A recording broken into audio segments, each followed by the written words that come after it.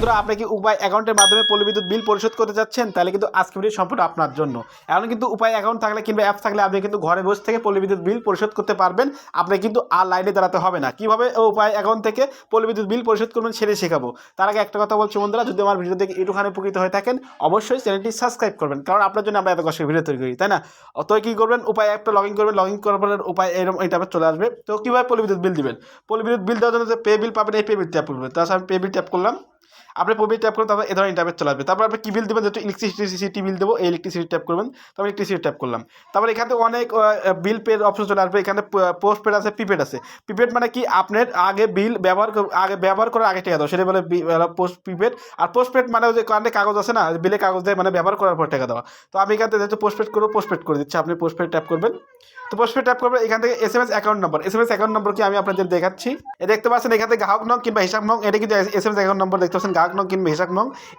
এইটা দেখে আপনার বিলে কাগজ ওখানে বসিয়ে দেবেন, জাস্ট আমি বসিয়ে দিচ্ছি। তো আমি জাস্ট এখান থেকে এই এসএমএস নম্বরটা আমি জাস্ট এখান থেকে বসিয়ে দিলাম, আপনি বিলে কাগজ দিয়ে বসিয়ে দেবেন। তারপরে তীর আছে, তীর ট্যাপ করবেন, আমি তীর ট্যাপ করলাম।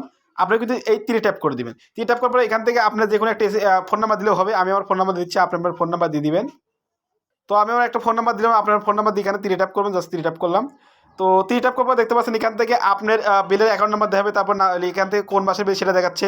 তারপর দেখতে পাচ্ছেন এখান থেকে আপনার যত টাকা বিল, প্লিজ কারোর সাথে অবশ্যই মিলিয়ে দেবেন। আমার কিন্তু মিলছে 1400 কয়েক টাকা, এটা কিন্তু দেখতে পাচ্ছেন 1400 কয়েকটি দেখাচ্ছে। তবে এখান থেকে পে বিল, এই পে বিল ট্যাপ করবেন। আপনার এখান থেকে পে নাও, এই পে নাও ট্যাপ করবেন, জাস্ট আমি কিন্তু পে নাও ট্যাপ করলাম। পে নাও ট্যাপ করবো, দেখতে পাচ্ছেন এখান থেকে উপায় অ্যাকাউন্টে পিন চাচ্ছে, আমি আমার পিন দিচ্ছি, আপনারা পিন দিয়ে দিবেন। তো আমি উপায় অ্যাকাউন্টে পিন দিয়ে এখান থেকে ট্যাপ করলাম, আপনি তীরে ট্যাপ করবেন।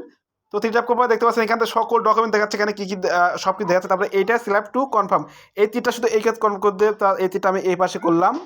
তারপর দেখতে পাচ্ছেন আমার কিন্তু সাকসেসফুলি বিলটা পেমেন্ট হয়ে গেছে, জাস্ট এখান থেকে ব্যাক টু হোমে ট্যাপ করলাম।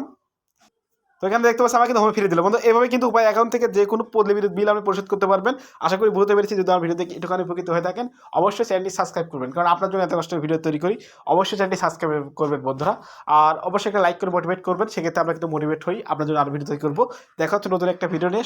সুস্থ থাকুন, ভালো থাকুন, সবাইকে আল্লাহ হাফেজ।